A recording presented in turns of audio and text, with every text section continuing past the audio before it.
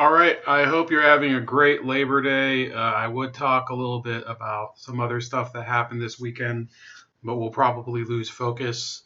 So before I go on, please like, share, and subscribe. And I'll go through all the links at the end to my other social media. But I wanted to address a very, depending on who you're talking to, important event in the 2020 cycle, which is that Kirsten Gillibrand, she of the 0.1% Democratic national polling aggregate, has decided to drop out of the race now that she doesn't qualify in either the donor or polling criteria. So she's done. She's ironically, for a woman who is a senator from what I think is the third most populous state in the country, New York, which is steadily losing more people to the second most populous state, Florida. She can't seem to raise money from people in her state, right? Isn't it hilarious?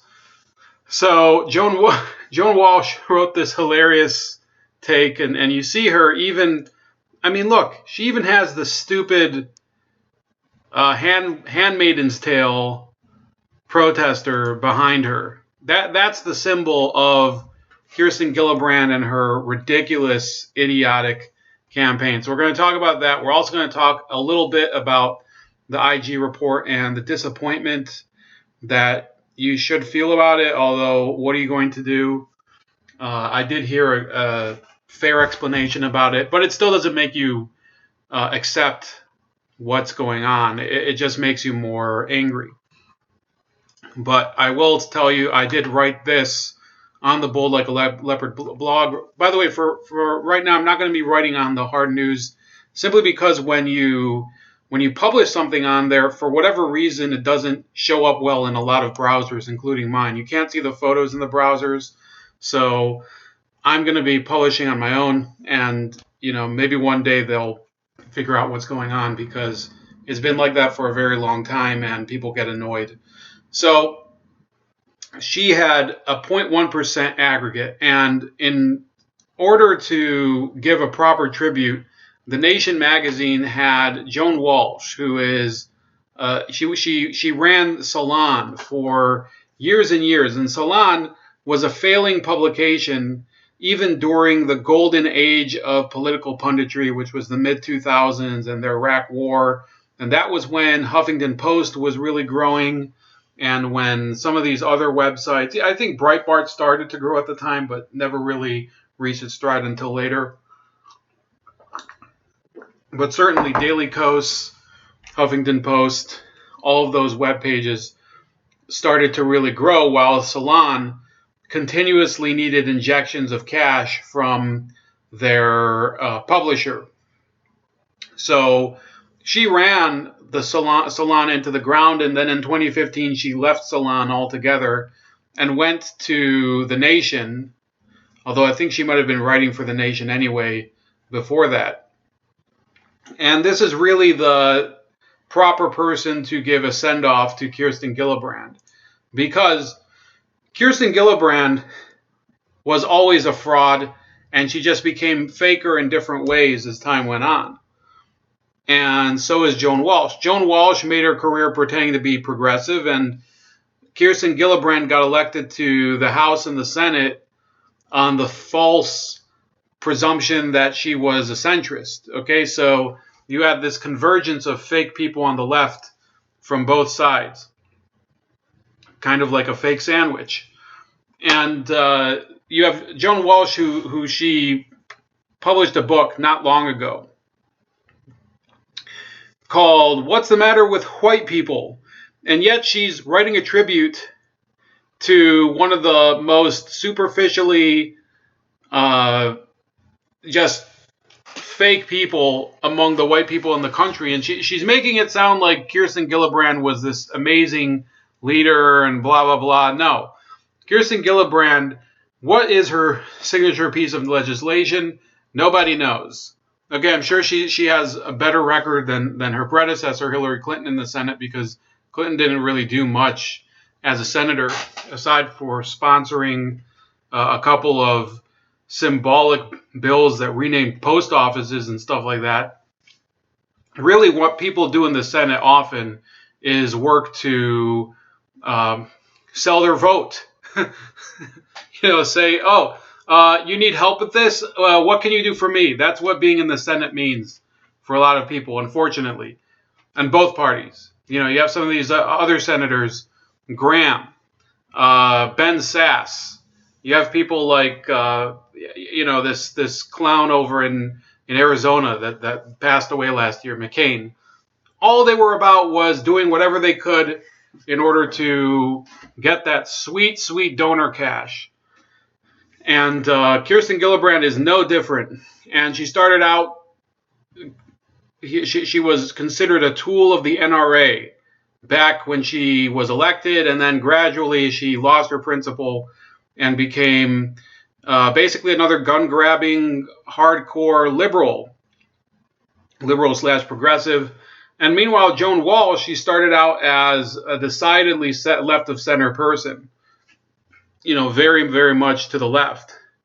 And she drifted over to saying that anyone who opposes Hillary Clinton is a misogynist pig and is trying to herd women into what do you call them? Into brothels and what's the word I'm looking for? Harems. Yeah, that's what I'm thinking of. That's what she thought of people who didn't want to vote for Hillary Clinton, whether they were people who wanted to vote for Trump or for Bernie or for literally anyone else. Anyone who was not going to vote for Hillary Clinton was a woman-hating man club. The He-Man Woman Haters Club. Remember that from, Married with Children? So, yeah, I will try to... I have to fix this because I pasted in from text. But this will be available and you should read it. Because it goes through how Joan Walsh, her thing was published on Real Clear Politics. And it's perfect that a person who's a failure like Joan Walsh will give a tribute to someone who is just as much a failure like Kirsten Gillibrand. And that's it for that. Now for the IG report, which is I think the only other topic I'll cover in this video. We might do a live stream later today. So the IG report was supposedly going to tear the cover off of the real actions of Jim Comey. And you could say that it did, but I don't think that it really helps to assuage the concerns of those people who think that there is no holding the deep state accountable, or if you don't believe in the deep state, in the established bureaucracy accountable. Because if you think about it, everything Jim Comey did as FBI director was based on political considerations. So the idea that if you do things like that, there is no consequence is ridiculous. So listening to a couple pundits this weekend about it, you really get the sense of how pessimistic you can become as a country. So one of them was Alexander Mercouris from the Duran, and the other one was Dan Bongino. And I know that there's one person who is a subscriber of mine who's not a fan of Dan Bongino. I still listen to him. I think it's good details and stuff like that. But I'll say this. Both of them tried to emphasize a lot of the positives, which are that essentially if the report goes in as an official record that shows that James Comey was not credible. He's a person who deliberately worked to leak information on his personal encounters with Donald Trump to the media because he didn't feel that as the director of the FBI, he could actually, hold Donald Trump accountable for whatever crimes he thought he was committing. And I'm emphasized that these are the crimes that he thought he was committing. So Jim Comey, who he decided to pull out of his ass this ridiculous theory that Hillary Clinton could not be prosecuted for the crimes of leaking classified information or actually putting classified information on a private server and endangering the national security of the country by using her BlackBerry that was unsecured in order to email back and forth with people and things like that. So the reason that James Comey said that could not be prosecuted was because he made up this ridiculous theory about how you needed to have intent and blah, blah, blah, and she wasn't really conscious, and she was what was it? The word was extremely careless instead of grossly negligent. So he had a legal term that he could have applied to her that he decided to omit using a euphemism. And yet here with Donald Trump, he decided, I can't get creative enough with my ridiculous deep state powers to prosecute the president or do some other thing that could knock him over because I can't figure out what crime he committed. So I'm going to have the media. This is his logic. I'm going to have the media do it for me, right? This is what's been going on. And that's why it's so stupid that you see people who are in the media who are trying to say, well, if you really think about it, what Jim Comey did was it was technically wrong. It was technically against the rules, but it was for the good of the country. That is the most ridiculous thing you could ever come up with. Because the same people, the same philosophy, when you look at the same type of activities across the world, whether it's in Brazil with what happened with the impeachment of Dilma Rousseff, whether it's what happened with Allende back in 1973 in Chile, which was an actual coup, a violent coup, whether it's what's happened in other parts of the world where things like this do happen, they do raise legitimate concerns about how that undermines the civil society of the country. If you have certain law enforcement or military organizations or intelligence agencies that are changing power, changing the political leadership of the country, as opposed to a peaceful and orderly transition, that erodes the civil society of the country. So what the press is saying is that in this case, it's fully justified, which is really ridiculous. And you do see with what happened this weekend that they're fully on message about it. It's so frustrating to see it. And then when you listen to the explanations of either Mercouris, who's decidedly not, I would say Mercouris is kind of an outlier. He's over there working basically for the Duran, which is a pro-Russian channel, but he's a very smart guy.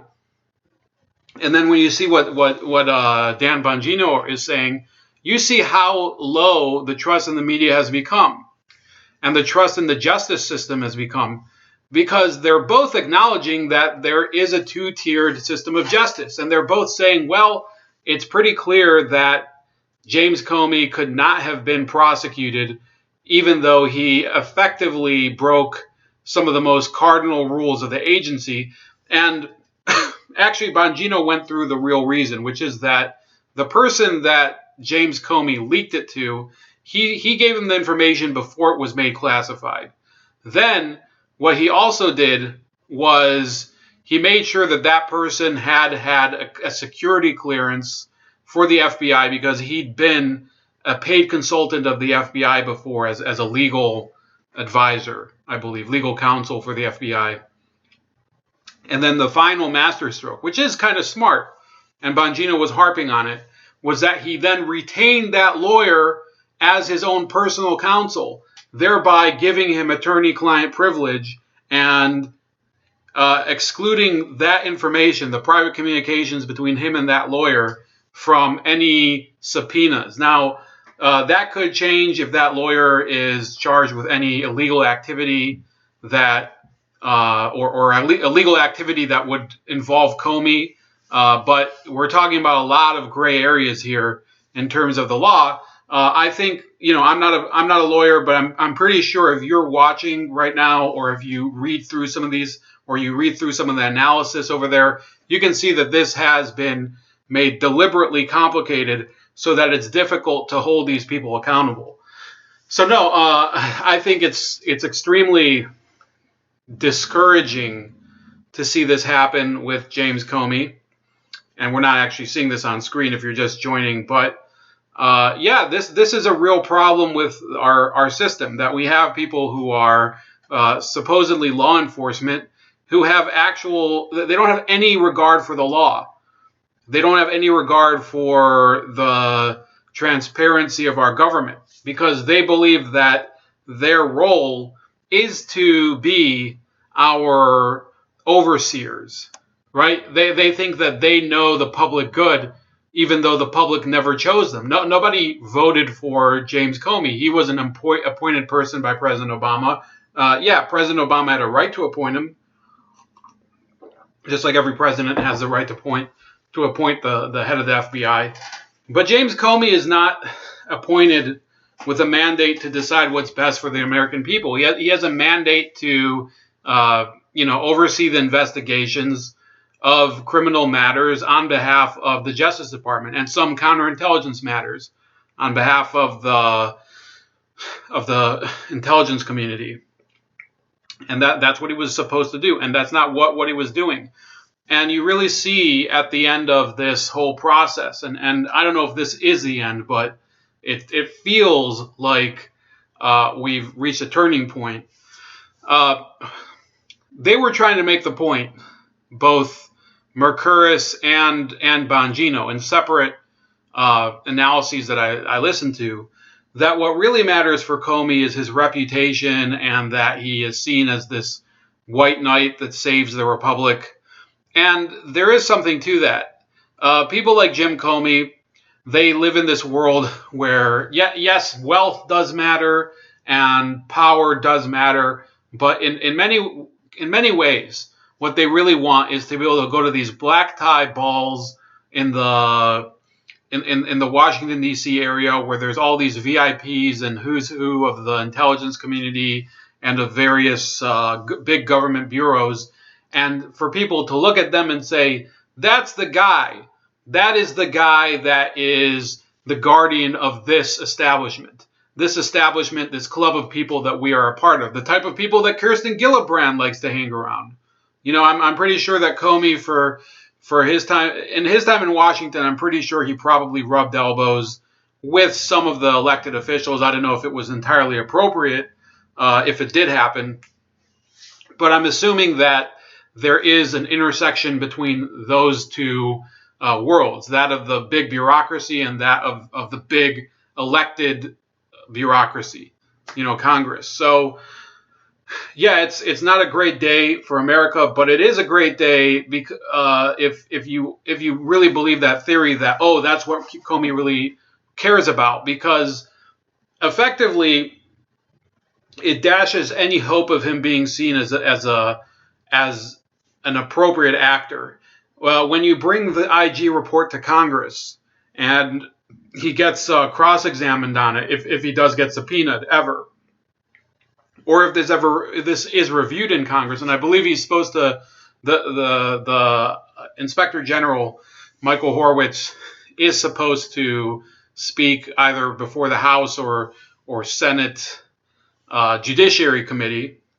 I'm not sure which one. It might be both, in fact. You will see that Comey's reputation is irreparable. He can never again be seen as a good faith actor in the legal sense.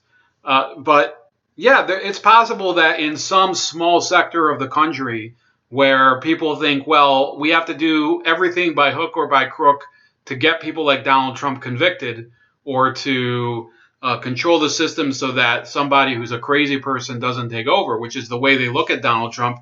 Yeah, he could still be looked at as a hero, but I think the window for that is gradually closing, and it's almost nobody in the country really considers James Comey to be a good person anymore. He's pretty much worn out his welcome with everyone. So that's about it for now. And I hope you enjoy the rest of your Labor Day weekend, and maybe I'll do a live stream later today. Please like, share, and subscribe. Also, subscribe to me on Minds.com, on BitChute, and on Subscribestar if you want to donate. All of those are at Chef Leopard and on Gab at Starscream85. And I'll talk to you later.